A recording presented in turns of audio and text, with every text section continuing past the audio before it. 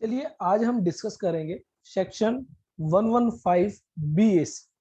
बहुत ही इंपॉर्टेंट है। अगर मैं बात करूं प्रैक्टिकलिटी के अकॉर्डिंग, जो भी लोग प्रैक्टिस करते हैं या फिर खुद अपनी इनकम टैक्स रिटर्न फाइल करते हैं, तो ऐसे में सभी को पता है कि एक नया सेक्शन इंसर्ट किया गया था जिसे न्यू टैक्स रिजीम का नाम दिया गया।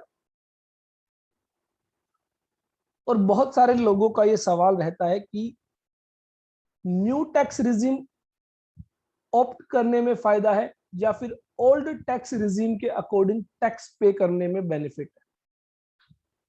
तो अभी तक हमने देखा था कि जो भी इनकम है उसको हम 5 हेड्स के अंदर कैटेगराइज करते हैं। ग्रोस टोटल इनकम कंप्यूट करते हैं। ग्रोस टोटल इनकम से हम deductions under chapter 6A, deductions under section 80C to 80U less करते हैं और हमारी क्या आ जाती है, टोटल इनकम आ जाती है। और उस टोटल इनकम को हम क्या करते हैं, जो स्पेशल इनकम होती है, स्पेशल इनकम कौन सी, ऑलरेडी हम डिस्कस कर चुके हैं। कैजुअल इनकम है, डिविडेंड इनकम है, सेक्शन 111A 112A सेक्शन 112 के तहत जो कैपिटल गेन इनकम है। इसके अलावा और कुछ हमने सेक्शन 68, 69, 69A टू 69D की जो इनकम है उनको डिस्कस किया था। तो वो सभी क्या है, स्पेशल इनकम, जिस पर हम क्या करते हैं, स्पेशल टैक्स रेट अप्लाई करते हैं। और स्पेशल टैक्स रेट अप्लाई करने के बाद जो टैक्स आता है वो पे करेंगे। साथ ही जो बैलेंस इनकम है, balance income means other than special income, उस पर हम क्या करते हैं, स्लैब रेट के अकॉर्डिंग टैक्स पे करते हैं। जो स्लैब रेट होगा उसके अकॉर्डिंगली हम क्या करेंगे, टैक्स पे करेंगे।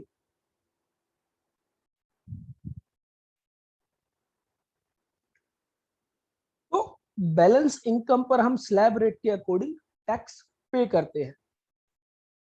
लास्ट टू लास्ट ईयर तक ये जो है बैलेंस इनकम पर आप स्लैब रेट के अकॉर्डिंग ही टैक्स पे करते थे, आपके पास कोई भी ऑप्शन नहीं था।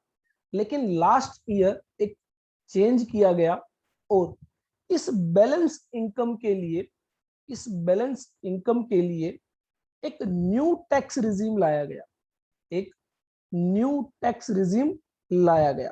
तो यहां पर अगर मैं बात करूं, आज की डेट में, आज की डेट में इस बैलेंस इनकम पर आपके पास दो ऑप्शन है। या तो आप न्यू टैक्स रिजीम ऑप्ट कर लीजिए, जिसको अल्टरनेटिव जो है टैक्स रिजीम भी कहा जाता है, या फिर आप old tax regime, old tax regime means अभी तक हमने जो प्रोविजंस डिस्कस किए, जो स्लैब्स डिस्कस की, उसके अकॉर्डिंग टैक्स पे कर दीजिए। तो बात आई कि कोई भी व्यक्ति न्यू टैक्स रिजीम में क्यों जाना चाहेगा, जब ऑलरेडी टैक्स रेट्स दी गई थी तो न्यू टैक्स रिजीम क्यों लाई गई। तो देखिए, जो गवर्नमेंट्स होती है कई बार उस पर प्रेशर होता है और कई बार इकोनॉमी को बूस्ट करने के लिए या बहुत सारे लोगों को बेनिफिट देने के लिए कुछ ना कुछ नए प्रोविजंस लाए जाते हैं। तो यहाँ पर बेसिकली न्यू टैक्स रिजीम के नाम से कहा गया कि लोगों को बहुत बेनिफिट होगा, बहुत टैक्स सेविंग होगी। हालांकि हम देखेंगे जब आप न्यू टैक्स रिजीम में जाते हैं तो आपको बहुत सारी डिडक्शंस, बहुत सारी एग्जम्पशंस का सेक्रीफाइस करना पड़ता है। आपको वो डिडक्शंस, वो एग्जम्पशंस छोड़नी होंगी, फॉरगिव करनी होंगी, तभी आपको न्यू टैक्स रिजीम के अंदर कंसेशनल रेट ऑफ टैक्स देना होगा। तो ओल्ड टैक्स रिजीम की अगर अभी तक मैं बात करूं तो ऑलरेडी हम स्टडी कर चुके हैं कि जो ओल्ड स्लैब्स हैं उसके अकॉर्डिंग जो है हमें टैक्स पे करना होगा, जबकि न्यू टैक्स रिजीम के अंदर आपको न्यू स्लैब रेट्स दी गई है, उसके अकॉर्डिंगली टैक्स पे करना होगा। तो जो सवाल आता है कि कौन सा रिजीम ऑप्ट करना चाहिए, ओल्ड रिजीम या फिर न्यू रिजीम, ये डिपेंड करेगा फैक्ट्स टू फैक्ट्स हर केस में ये कैलकुलेशन अलग हो सकती है। आपको देखना होगा, कैलकुलेशंस करनी होगी, टैक्स कैलकुलेट करना होगा और देखना होगा कि आपको किस रिजीम में फायदा है, बेनिफिट है। और जिस रिजीम में आपको फायदा है, जिस रिजीम में आपको बेनिफिट है, आप उस रिजीम को ऑप्ट कर सकते हैं और उसके तहत अपनी इनकम टैक्स रिटर्न फाइल कर सकते हैं। तो सेक्शन 115 BAC बात करता है न्यू टैक्स रिजीम की, और यह जो सेक्शन है only in case of individual और HUF एप्लीकेबल होता है। तो दैट मींस ये जो न्यू टैक्स रिजीम है फर्म्स के लिए नहीं है, LLPs के लिए नहीं है, कंपनीज के लिए नहीं है, AOP, BOI, artificial judicial person, local authority, किसी के लिए भी नहीं है। सिर्फ और सिर्फ एक इंडिविजुअल या फिर HUF जो है इस न्यू टैक्स रिजीम को ऑप्ट कर सकता है। और यह जो रिजीम है 1 अप्रैल 2021 से एप्लीकेबल है। इट मींस असेसमेंट ईयर 2021-22 के अंदर आप जो है न्यू टैक्स रिजीम को ऑप्ट कर सकते हैं। और सिंपल सी बात है कि प्रीवियस ईयर, फाइनेंशियल ईयर 2020-21 में आपने जो भी इनकम अर्न की है, जिस पर आप असेसमेंट ईयर 21-22 में टैक्स पे करने जा रहे हैं, तो ऐसे में आपके पास दो ऑप्शन अवेलेबल है, ओल्ड टैक्स रिजीम और न्यू टैक्स रिजीम। दोनों में ही अपना टैक्स कैलकुलेट कीजिए और जिस रिजीम के तहत आपका मिनिमम टैक्स आता है वो रिजीम आप ऑप्ट कर लीजिए। अब लोगों को लगता है कि ऐसे तो हर कोई क्या करेगा, जिस भी रिजीम में उसको बेनिफिट होगा उसी रिजीम को ऑप्ट कर लेगा। लेकिन हम देखेंगे जो न्यू टैक्स रिजीम है, जो सेक्शन 115 BAC है, उसके अंदर बहुत सारी कंडीशंस दी गई हैं। जब आप उन कंडीशंस को फुलफिल करेंगे तभी आप न्यू टैक्स रिजीम ऑप्ट कर पाएंगे। हो सकता है ये एक परेशानी वाला काम हो और बहुत सारे लोग न्यू टैक्स रिजीम में जाना ही ना चाहे, और हो सकता है कुछ लोगों को इससे बेनिफिट हो और वो न्यू टैक्स रिजीम को ऑप्ट कर ले। तो सबसे पहले हम बात करते हैं कि not with standing anything contained in this act. तो पूरे एक्ट को यहां पर ओवर रूल किया जा रहा है, but subject to the provision of this chapter. This chapter means ये जो सेक्शन 115 BAC जिस चैप्टर में कवर किया गया है, उस चैप्टर के प्रोविजंस तो एप्लीकेबल होंगे, लेकिन उस चैप्टर के अलावा और जितने प्रोविजंस हैं वो एप्लीकेबल नहीं होंगे। और इस चैप्टर की मैं बात करूं, जिस चैप्टर में 115 BAC कवर होता है, उसी के अंदर हमारी बाकी की सभी special income, casual income, dividend income, जो है कैपिटल गेन इनकम, सेक्शन 68 से लेकर 69D तक की जो डीम्ड इनकम है वो सभी इसी चैप्टर में कवर होती है। तो दैट मींस स्पेशल इनकम पर तो आपको स्पेशल टैक्स रेट ही अप्लाई करनी होगी, बाकी जो इनकम है उस पर आप सेक्शन 115 BAC में जो स्लैब दी गई है वो अप्लाई कर सकते हैं। तो सबसे पहला जो डिफरेंस आता है देखने को, जो आपको मिलेगा, वो रेट ऑफ टैक्स के अंदर ही देखने को मिलेगा। तो इसको अगर मैं न्यू टैक्स रिजीम का नाम दूं और यहां पर मैं ओल्ड टैक्स रिजीम को अगर मैं कंपेयर करूं, तो यहां पर आपको साफ साफ पता चलेगा कि न्यू टैक्स रिजीम ऑप्ट करने में फायदा है, बेनिफिट है।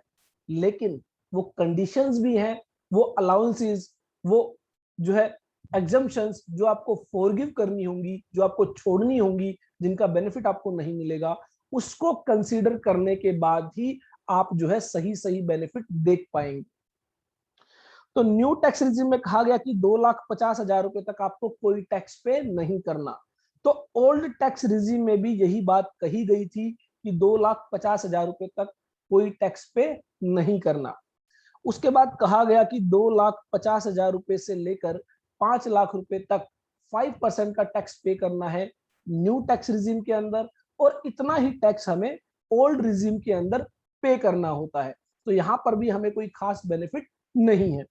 उसके बाद 5 लाख रुपए से लेकर 7,50,000 रुपए तक आपको 10% का टैक्स पे करना है, जबकि इसी स्लैब के अंदर हमें ओल्ड टैक्स रिजीम में 20% का टैक्स पे करना होता है। आपको ध्यान होगा 2.5 लाख रुपए से लेकर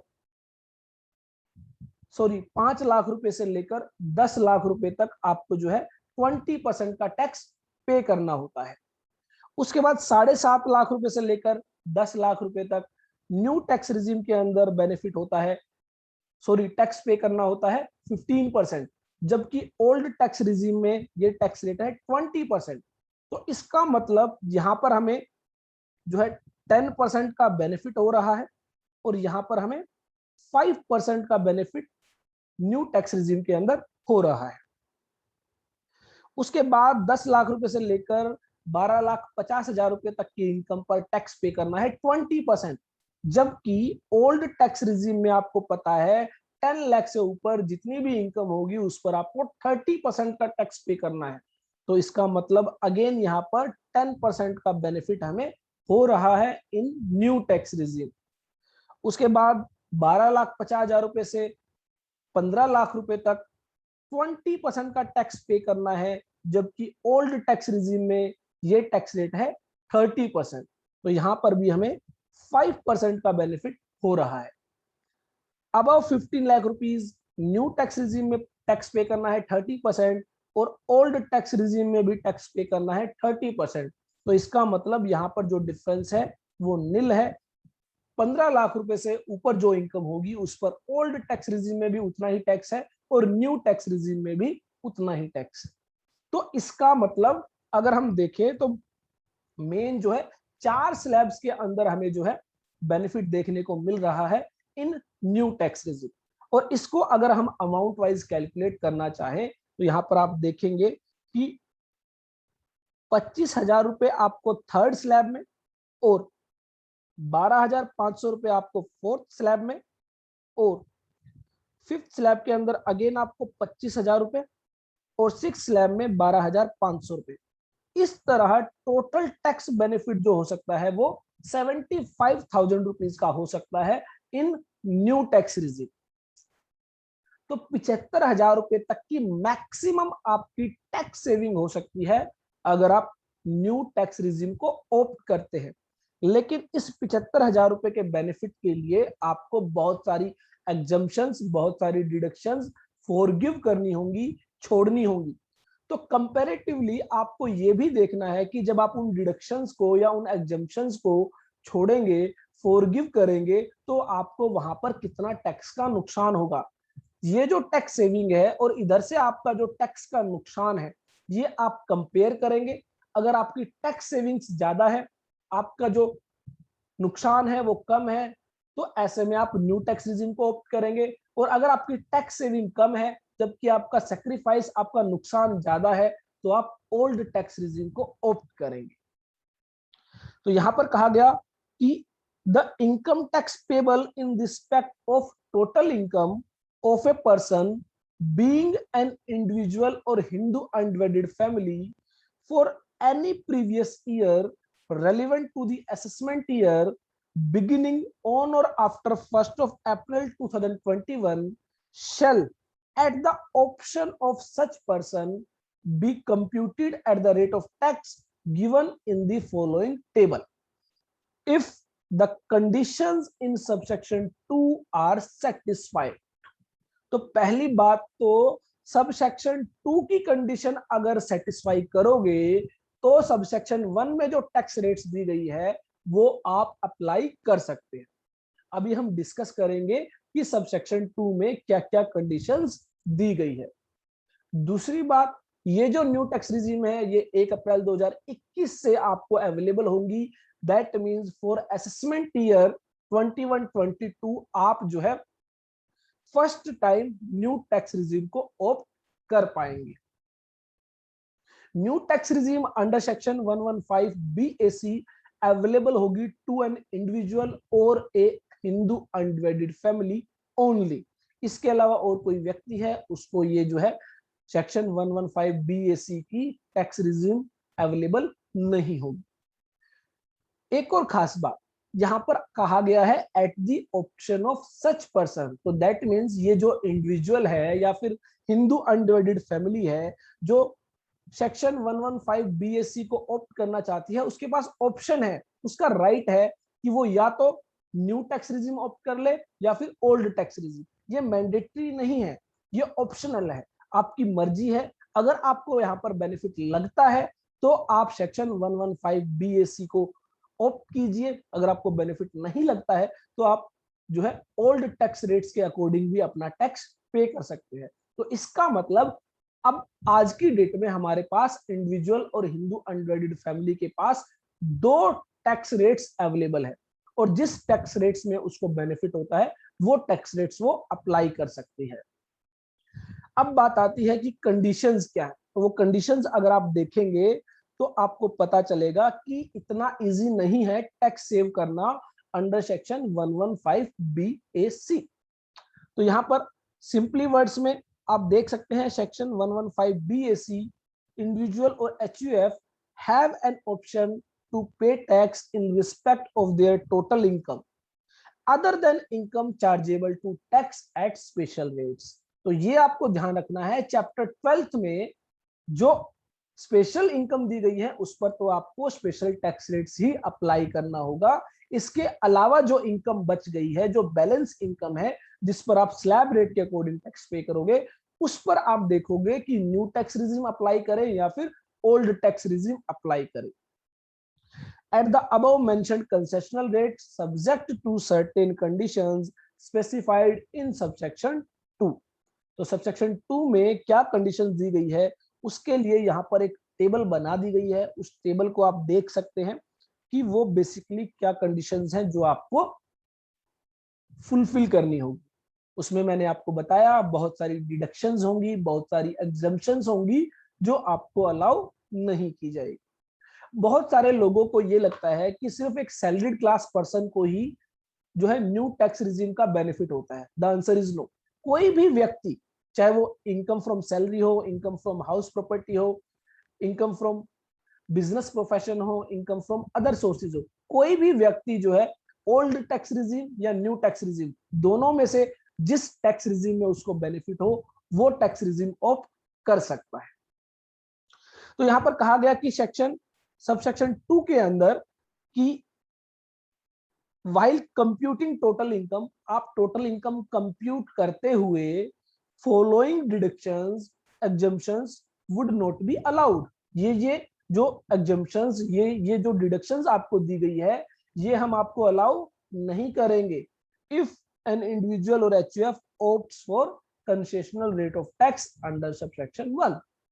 तो वो कौन कौन सी है? तो सबसे पहले कहा गया कि सेक्शन 10 क्लोज 5 के अंदर मैंने आपको बताया था कि सेक्शन 10 में सभी एग्जम्पशंस दी गई हैं, कौन कौन सी आपको एग्जम्पशंस मिलेंगी।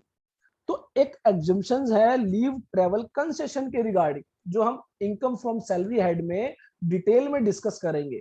तो वो एग्जम्पशन अगर आप ले रहे हैं तो आपको न्यू टैक्स रिजिम नहीं मिलेगी। न्यू टैक्स रिजिम लेने के लिए आपको ये एग्जम्पशन छोड़नी होगी।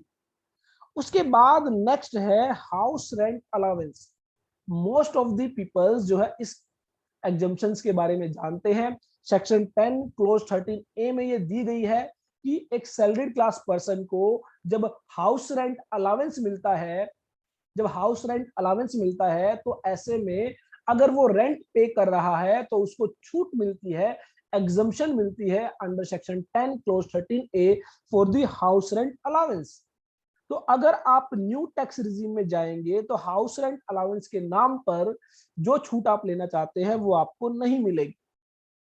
तो अब आप खुद सोचकर देखिए, मान लीजिए कोई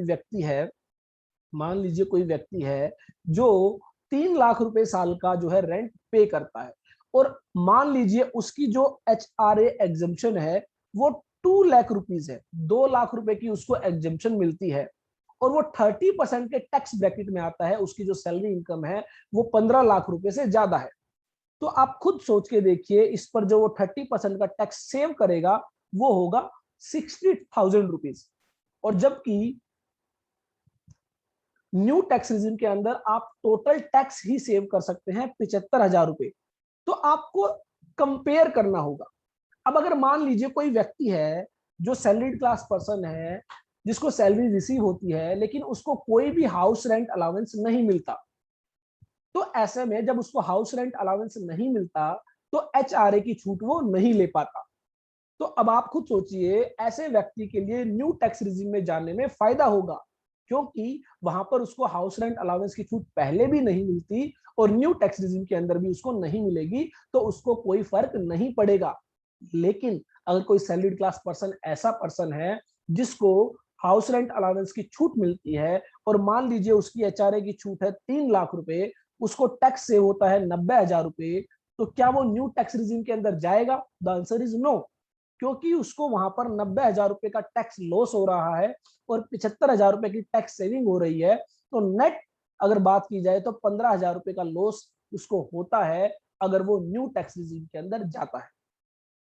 तो इसलिए आपको जो है केस टू केस कैलकुलेशन करनी होगी।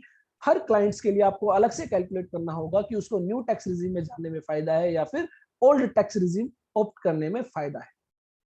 उसके अलावा सेक्शन 10 क्लोज 14 में हम देखेंगे, जब हम income under the head salary discuss करेंगे, बहुत सारे अलाउंसेस होते हैं, स्पेशल अलाउंसेस जो आपको एम्प्लॉयर से मिलते हैं और उन अलाउंसेस में आपको कुछ छूट भी मिलती है। तो अगर आप न्यू टैक्स रिजिम को ऑप्ट करते हैं तो वो जो छूट मिलती है सेक्शन 10 क्लोज 14 में, वो छूट आपको नहीं दी जाएगी, वो एग्जम्पशन या डिडक्शंस आपको नहीं मिलेगी। तो exemption in respect of special allowances और benefit to meet the expenses relating to duties और पर्सनल एक्सपेंसेस डिटेल में डिस्कस करेंगे। जब हम इनकम फ्रॉम सैलरी को डिस्कस करेंगे तो वहां पर आप देखेंगे दो तरह के अलाउंसेस आपको बेसिकली दिए जाते हैं। उन दो तरह के अलाउंसेस में काफी तरह के अलाउंसेस होते हैं, तो वो अलाउंसेस में जो आपको छूट मिलती है वो छूट आपको यहां पर नहीं मिलेगी।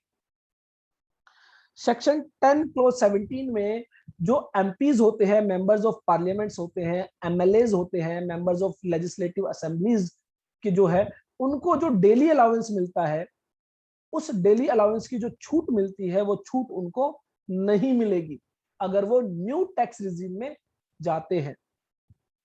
उसी तरह जब हम क्लबिंग प्रोविजंस को डिस्कस करेंगे, हम देखते हैं कि एक व्यक्ति की इनकम दूसरी व्यक्ति के इनकम के अंदर क्लब कर दी जाती है। तो मैंने आपको बताया था, मान लीजिए मेरा जो है सन है, माइनर सन है, तो माइनर सन की जो इनकम होगी वो पेरेंट्स मेरी इनकम के अंदर क्लब कर दी जाएगी। तो ऐसे में जब माइनर की इनकम पेरेंट की इनकम में क्लब की जाती है, ऐड की जाती है, तो उसको एक छूट मिलती है ₹1,500 पर माइनर चाइल्ड।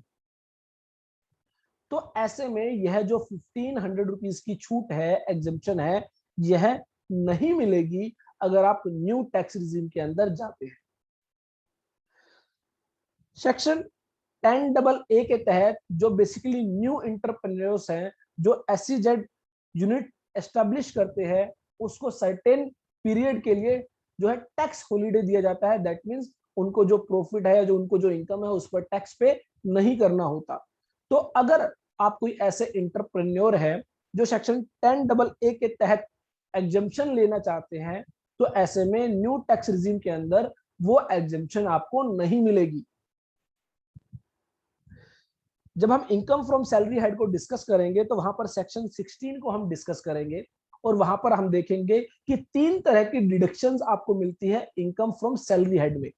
सबसे पहली स्टैंडर्ड डिडक्शन, जो आप सभी को पता है, 50,000 रुपए तक की सैलरी जो है वो आपकी जो है डिडक्ट कर दी जाती है as standard deduction. That means उस 50,000 रुपए पर आपको कोई टैक्स पे नहीं करना होता। इंटरटेनमेंट अलाउंस की आपको छूट मिलती है। प्रोफेशनल टैक्स एक्चुअल पेड और पेबल, उसकी आपको छूट मिलती है। तो ये तीनों ही एग्जम्पशन, सॉरी ये डिडक्शन जो है अंडर सेक्शन 16, वो आपको अलाउ नहीं की जाएंगी अगर आप न्यू टैक्स रिजीम के अंदर जाते हैं। तो आई होप आप समझ पा रहे हैं किस किस तरह की एग्जम्पशन, किस किस तरह की डिडक्शंस आपको छोड़नी होंगी। तो इसके लिए आपको बेसिकली क्या करना होगा, आपको यह भी चेक करना है कि जो एग्जेम्पशन या डिडक्शन आप छोड़ रहे हैं उस पर आपको कितना टैक्स का लॉस हो रहा है और न्यू टैक्स रिजीम की वजह से आपको कितना टैक्स का फायदा हो रहा है। उन दोनों को आप कंपेयर करेंगे, जो आपके बेनिफिट में होगा उस टैक्स रिजीम को आप ऑप्ट करेंगे। उसके बाद नेक्स्ट जो सबसे इंपॉर्टेंट आती है सेक्शन 24 क्लोज बी के तहत, आपको पता है अगर आपने होम लोन लिया है, उस होम लोन पर आप इंटरेस्ट की पेमेंट कर रहे हैं, तो सेक्शन 24 क्लोज बी के तहत उस इंटरेस्ट पेमेंट की आपको छूट मिलती है, डिडक्शन मिलती है।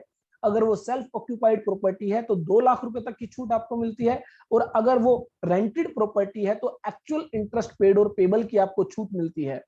तो अगर आप न्यू टैक्स रिजीम में जाएंगे तो आपको जो है interest on loan in respect of self occupied property नहीं मिलेगा। तो सीधा सीधा अगर किसी के केस में 2 लाख रुपए का इंटरेस्ट है तो ऐसे में वो नहीं मिलेगा। और मान लीजिए वो हायर टैक्स ब्रैकेट में आता है तो 2 लाख रुपए पे 30% सीधा 60,000 रुपए का टैक्स का नुकसान होगा अगर वो न्यू टैक्स रिजीम को ऑप्ट करता है। उसके बाद हम जब income from business profession head को डिस्कस करेंगे तो वहां पर हम देखेंगे कि आपको एडिशनल डेप्रिसिएशन अलाउ किया जाता है। जो नॉर्मल डेप्रिसिएशन होता है वो तो आपको मिलेगा ही मिलेगा, चाहे आप न्यू टैक्स रिजीम में जाएं चाहे आप ओल्ड टैक्स रिजीम में जाएं। लेकिन जो एडिशनल डेप्रिसिएशन मिलता है सेक्शन 32 सबसेक्शन 1 क्लोज 2A के अंदर, वो एडिशनल डेप्रिसिएशन आपको न्यू टैक्स रिजीम में नहीं मिलेगा। तो आपको ध्यान रखना है, नॉर्मल डेप्रिसिएशन आपको दोनों ही केसेस में मिलेगा, चाहे आप ओल्ड टैक्स रिजीम में जाइए चाहे आप न्यू टैक्स रिजीम में जाइए। एडिशनल डेप्रिसिएशन आपको न्यू टैक्स रिजीम में नहीं मिलेगा। सेक्शन 33AB के तहत बेसिकली कुछ बिजनेसेस होते हैं जो रिलेटेड है टी, कॉफी, रबर, जो है उनसे रिलेटेड जो भी आपको डिडक्शंस मिलती है वो आपको अलाउ नहीं की जाएगी अगर आप न्यू टैक्स रिजीम में जाते हैं। तो वहां पर एक सर्टेन परसेंटेज ऑफ इनकम जो है टैक्सेबल होती है, तो ऐसे में वो बेनिफिट आप नहीं ले पाएंगे। इसी तरह सेक्शन 33ABA के तहत जो आप साइट रिस्टोरेशन फंड के नाम पर जो बेनिफिट लेते हैं वो आपको नहीं मिलेगा अगर आप न्यू टैक्स रिजीम को ऑप्ट करते हैं। उसके अलावा कुछ नोटिफाइड इंस्टीट्यूट्स को हम जो डोनेशन देते हैं उसके रिगार्डिंग हमें 100% और मोर देन 100% की डिडक्शन मिलती है, तो वो भी हमें नहीं मिलेगी अगर हम न्यू टैक्स रिजीम को ऑप्ट करेंगे। तो deduction in respect of contribution to notified approved research association, universities, colleges, institutions for scientific research. तो साइंटिफिक रिसर्च के रिगार्डिंग जो डिडक्शन हमें मिलती है, जो कंट्रीब्यूट हम करते हैं इन नोटिफाइड इंस्टीट्यूट्स को सेक्शन 35 सबसेक्शन 1 क्लोज 2 के तहत, वो बेनिफिट हमें नहीं मिलेगा। इसी तरह अप्रूव्ड इंडियन कंपनी जो साइंटिफिक रिसर्च करती है उनको आप कोई कंट्रीब्यूट करते हैं उसकी भी डिडक्शन आपको नहीं मिलेगी। इसी तरह जो रिसर्च एसोसिएशंस हैं, universities, colleges, other institutes for social science और स्टैटिस्टिकल रिसर्च, तो सोशल साइंस और स्टैटिस्टिकल रिसर्च के रिगार्डिंग जो रिसर्च करती हैं ये इंस्टीट्यूट्स, इनको अगर आप कंट्रीब्यूट करते हैं तो ऐसे में आपको डिडक्शन मिलती है in the head PGBP, profit and gain from business और प्रोफेशन, वो आपको यहाँ पर नहीं मिलेगी अगर आप न्यू टैक्स रिजीम को ऑप्ट करते हैं।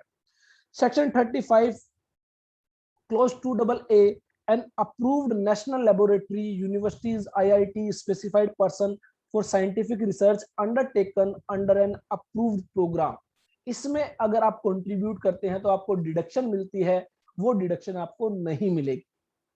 उसके अलावा कुछ इन्वेस्टमेंट लिंक्ड टैक्स इंसेंटिव्स हैं इन case of specified business section 35AD के तहत, तो वो इन्वेस्टमेंट लिंक्ड टैक्स इंसेंटिव्स भी आपको नहीं मिलेंगे अगर आप जो है न्यू टैक्स रिजीम को ऑप्ट करेंगे। सेक्शन 35CCC है जो बात करता है deduction in respect of expenditure incurred on notified agriculture project.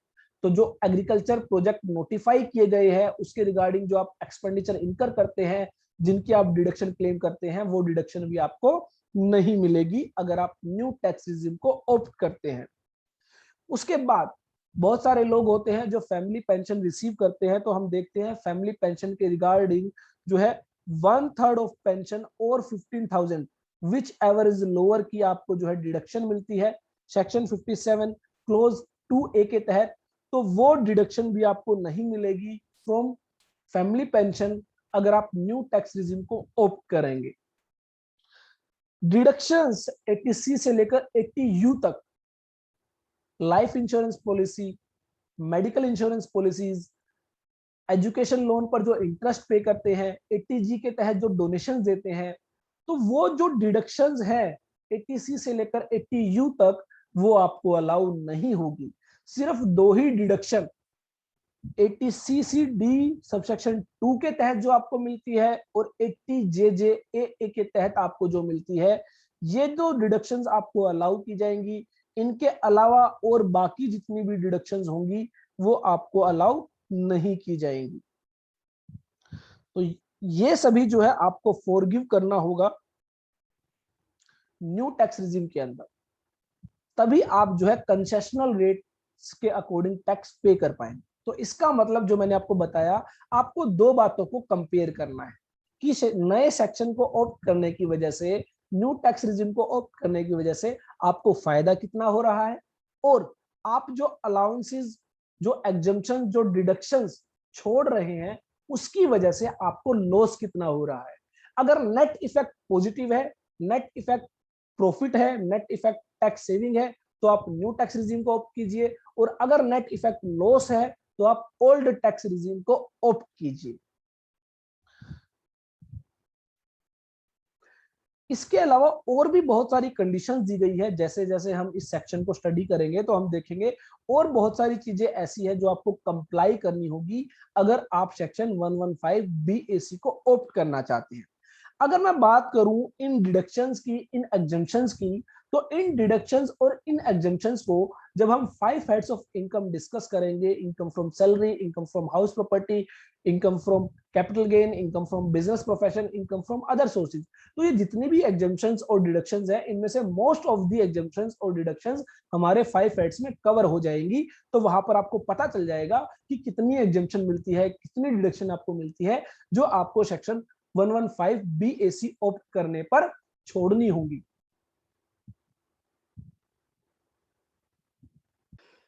अभी हमने सबसेक्शन 2 क्लोज 1 में जो कंडीशंस दी हैं वो डिस्कस की हैं। क्लोज 2 में बताया गया कि अगर कोई कैरी फॉरवर्ड ऑफ लॉसेस है तो वो आपको अलाउ नहीं किया जाएगा। तो मान लीजिए असेसमेंट ईयर 2021 में आपका जो income under the head house property, income from business profession, income from other sources, किसी भी हेड में अगर लॉस था जो आपने कैरिड फॉरवर्ड किया था for adjustment in next years, वो एडजस्टमेंट आपको नहीं मिलेगी, और ना ही डेप्रिसिएशन के रिगार्डिंग आपको कोई एडजस्टमेंट मिलेगी अगर वो जो क्लोज 1 में जो डिडक्शन दी गई है उनसे रिलेटेड है। तो दैट मींस अगर कोई एडिशनल डेप्रिसिएशन जो आपने कैरी फॉरवर्ड कर दिया था, अनएब्जॉर्ब था, आप एडजस्ट नहीं कर पाए थे लास्ट ईयर्स में, और वो आपने कैरिड फॉरवर्ड किया था, तो अगर आप न्यू टैक्स रिजीम में जाएंगे तो वो आप एडजस्ट नहीं कर पाएंगे, और एडजस्ट नहीं कर पाएंगे, और साथ ही वो जो लॉस है, वो जो डेप्रिसिएशन है वो खत्म हो जाएगा, उसको आप आगे भी कभी कैरिड फॉरवर्ड नहीं कर पाएंगे। उसके अलावा income from house property head में जो लॉस है जिसको हम अदर हेड में भी एडजस्ट कर पाते हैं, वो भी एडजस्टमेंट आपको नहीं मिलेगी। तो सीधा सा मतलब है कि अगर आपके कोई ब्रॉड फॉरवर्ड लॉसेस है उसका एडजस्टमेंट आपको नहीं मिलेगा करंट ईयर इनकम से, अगर आप न्यू टैक्स रिजीम को ऑप्ट करते हैं। हाँ, अगर ओल्ड टैक्स रिजीम को ऑप्ट करेंगे तो according to the income tax provisions आपको वो सेट ऑफ कैरिड फॉरवर्ड का जो है मिल जाएगा। तो यहां पर without set off any loss carried forward और depreciation from any earlier assessment year, if such loss or depreciation is attributable to any of the deductions referred to in clause 1। तो close 1 में जो जो डिडक्शंस दी गई, जो जो exemptions दी गई, उनकी वजह से अगर कोई लॉस है जो आप कैरी फॉरवर्ड कर रहे हैं, या फिर डेप्रिसिएशन है, तो उसकी एडजस्टमेंट आपको नहीं मिलेगी। और हाउस प्रॉपर्टी हेड में अगर कोई लॉस है जिसको आप अदर हेड में एडजस्ट करना चाहते हैं, तो उसका भी कोई एडजस्टमेंट आपको नहीं मिलेगा।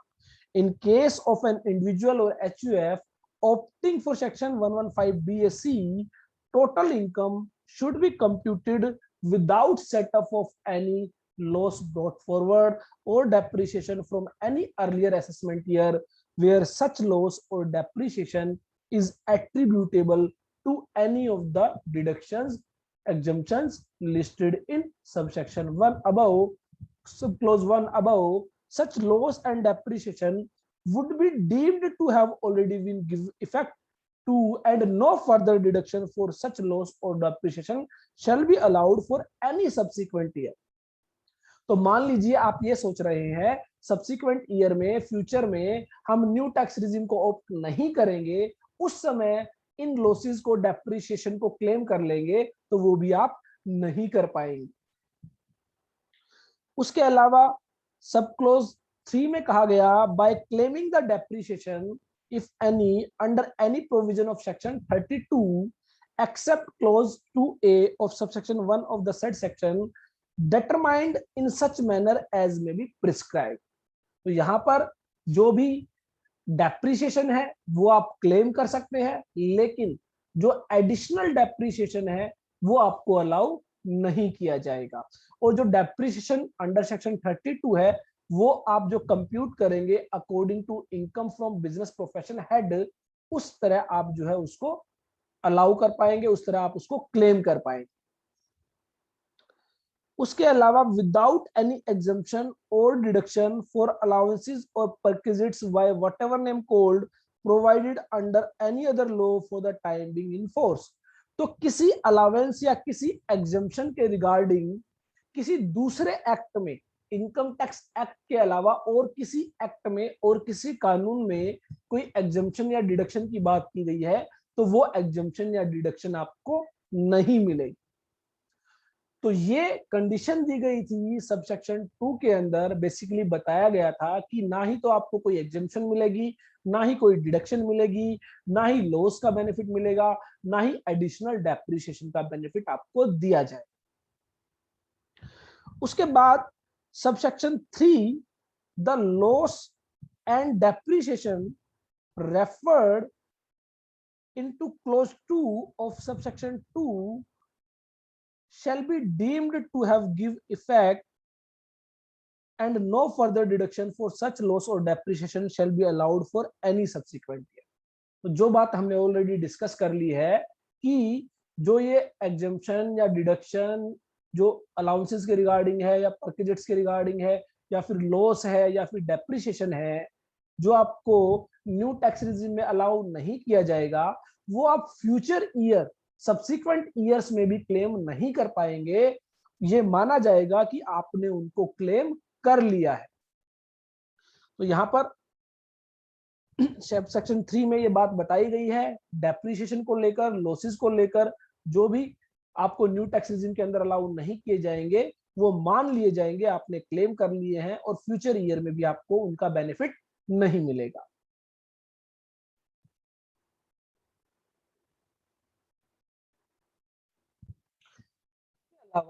सबसेक्शन 3 में एक प्रोविजो दिया गया है।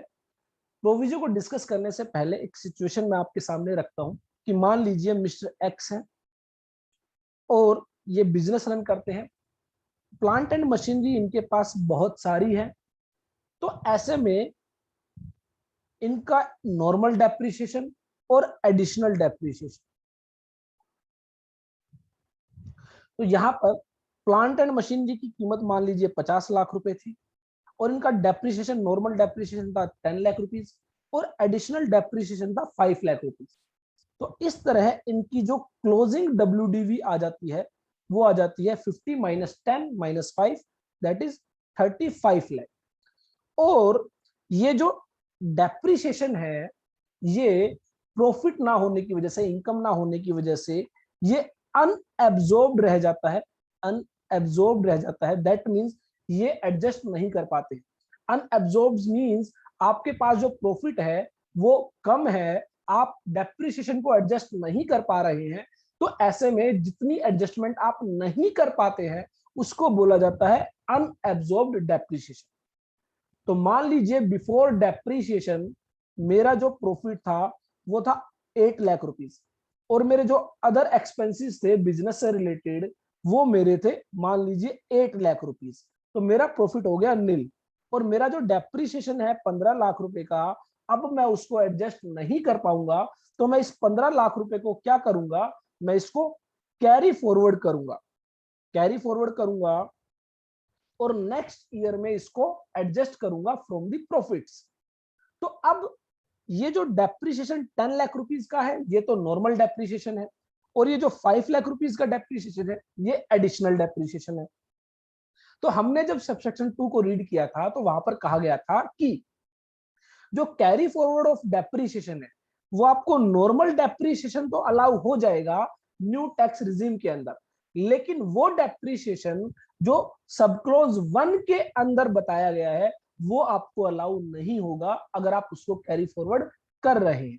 तो इसका मतलब ये जो 50 लाख रुपए का ये जो एडिशनल डेप्रिसिएशन है जो हमने कैरी फॉरवर्ड किया है, इसकी एडजस्टमेंट हमें नहीं मिलेगी अंडर न्यू टैक्स रिजीम। तो इसके लिए कहा गया कि जब आपको एडिशनल डेप्रिसिएशन का बेनिफिट नहीं मिलेगा तो आप एक काम कर सकते हैं, आपकी जो क्लोजिंग डब्ल्यूडीवी 35 लाख रुपए थी, 35 लाख रुपीस थी, इसको आप एडिशनल डेप्रिसिएशन से इंक्रीज कर दीजिए और आप अपनी जो डब्ल्यूडीवी है उसको 40 लाख रुपीस कर लीजिए। तो आपको बात ध्यान रखनी है कि जो अनएब्जॉर्ब्ड डेप्रिसिएशन है वो आपको चेक करना होगा कि वो नॉर्मल डेप्रिसिएशन है सेक्शन 32 वाला, या फिर वो एडिशनल डेप्रिसिएशन है सेक्शन 32 सबसेक्शन 1 क्लोज 2A के तहत जो आता है। तो एडिशनल डेप्रिसिएशन का बेनिफिट आपको न्यू टैक्स रिजीम के अंदर नहीं दिया जाएगा, तो आप क्या करेंगे, उसको आप डब्ल्यूडीवी के अंदर ऐड कर देंगे।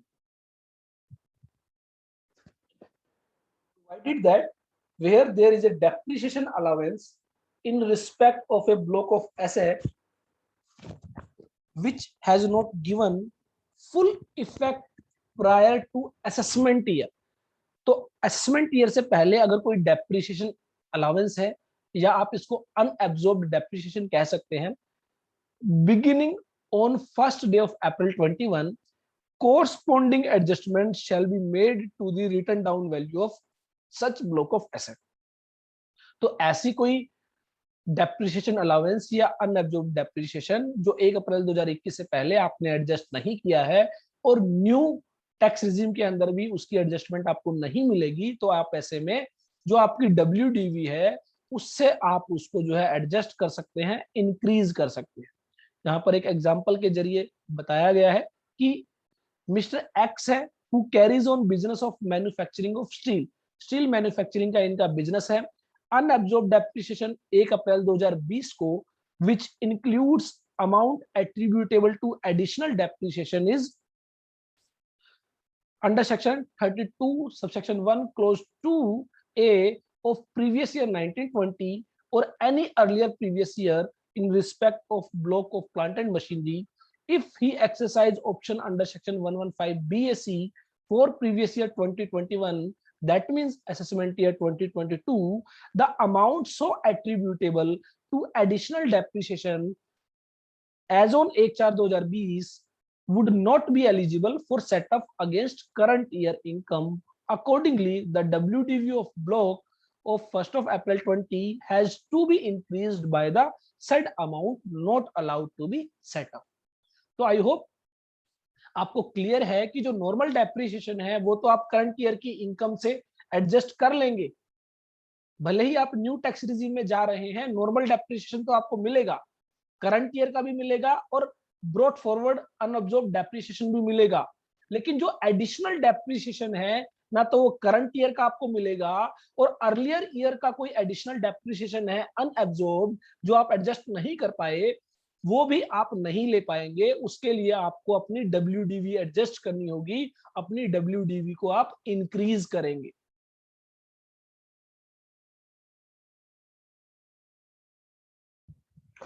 उसके बाद बात unit of international financial services centre. तो बेसिकली सेक्शन 80LA है जिसके तहत जो है डिडक्शन मिलती है। तो यहां पर कहा गया कि अगर कोई यूनिट है इंटरनेशनल फाइनेंशियल सर्विसेज की तो उसको जो है सेक्शन 80LA के तहत जो डिडक्शन है वो अलाउ की जाएगी अगर वो न्यू टैक्स रिजीम में ऑप्ट करता है तो भी। हालांकि सेक्शन 80LA की जो कंडीशंस होंगी वो उसको फुलफिल करनी होगी। तो इन case of a person having a unit in the International Financial Services Center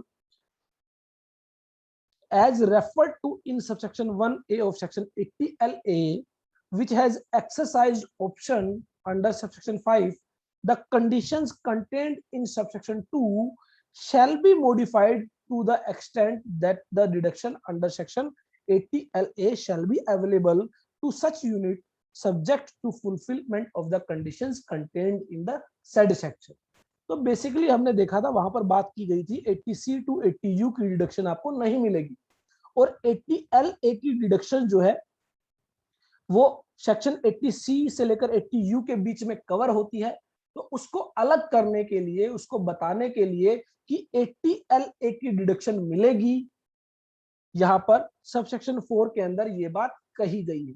तो कोई यूनिट है इंटरनेशनल फाइनेंशियल सर्विस सेंटर के अंदर जो सेक्शन 80LA का बेनिफिट लेती है, तो वो बेनिफिट उसको दिया जाएगा अगर वो 80LA की कंडीशन पूरी करती है।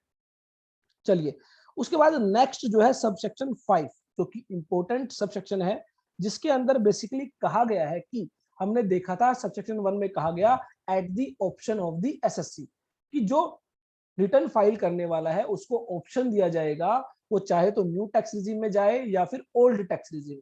तो अब बात आई कि हमें 31 जुलाई तक रिटर्न फाइल करनी होती है, तो हमें कब तक बताना होगा कि हम न्यू टैक्स रिजीम में जाना चाहते हैं या फिर old tax regime.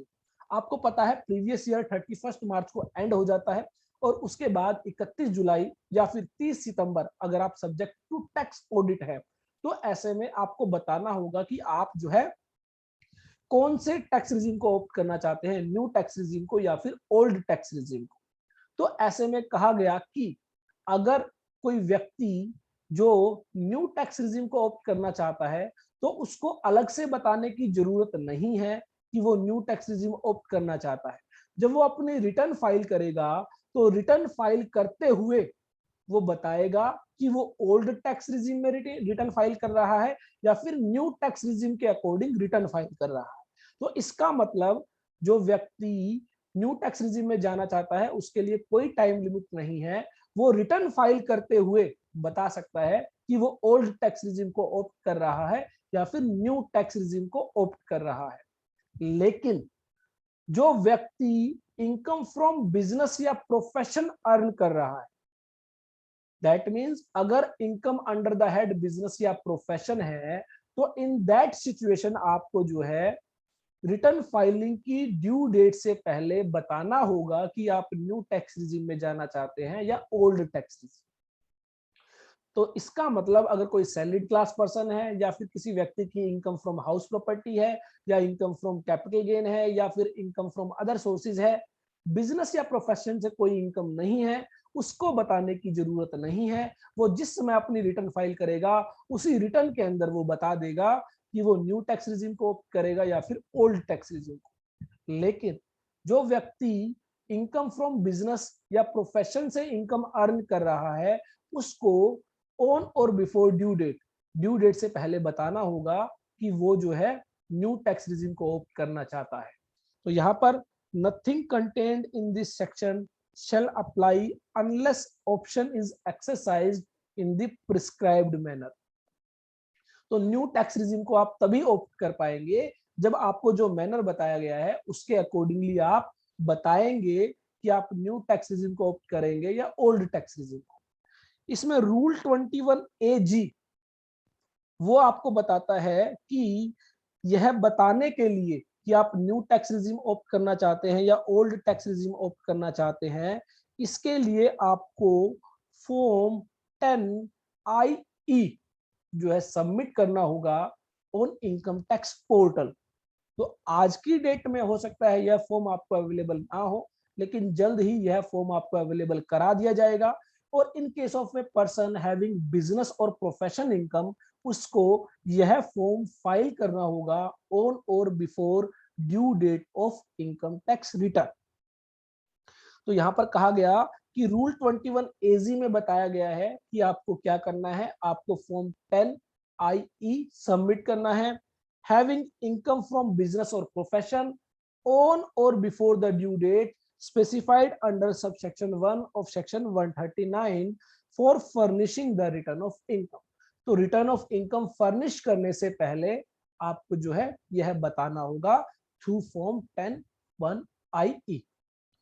For any previous year relevant to the assessment year commencing on or after the first day of April 21, and such option once exercised shall apply to subsequent assessment year। तो आपने एक बार इस option को opt कर लिया, तो जब तक आप इससे विड्रॉ नहीं करेंगे तो सब्सिक्वेंट असेसमेंट ईयर में यह ऑप्शन आपके लिए चलता रहेगा। और in case of any other person जिसकी बिजनेस या प्रोफेशन से कोई इनकम नहीं है, having income other than the income referred to in clause 1 along with the return of income to be furnished under subsection 1 of section 39 for a previous year relevant to the assessment year। तो इसका मतलब जिसकी business या profession से income है उसको जो है फॉर्म के जरिए बताना होगा, और जिसकी बिजनेस या प्रोफेशन से इनकम नहीं है वो सीधा अपनी इनकम टैक्स रिटर्न फाइल करते हुए बताएगा कि वो जो है न्यू टैक्स रिजिम को ऑप्ट कर रहा है या फिर ओल्ड टैक्स रिजिम को ऑप्ट कर रहा है।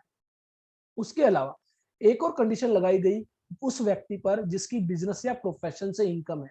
अगर उसने न्यू टैक्स रिजिम को ऑप्ट कर लिया और उसके बाद उसने न्यू टैक्स रिजिम को नेक्स्ट ईयर में या सब्सिक्वेंट किसी भी ईयर में विड्रॉ कर लिया, वो वापस से ओल्ड टैक्स रिजिम पे आ गया, तो वो फिर से न्यू टैक्स रिजिम नहीं ले पाएगा।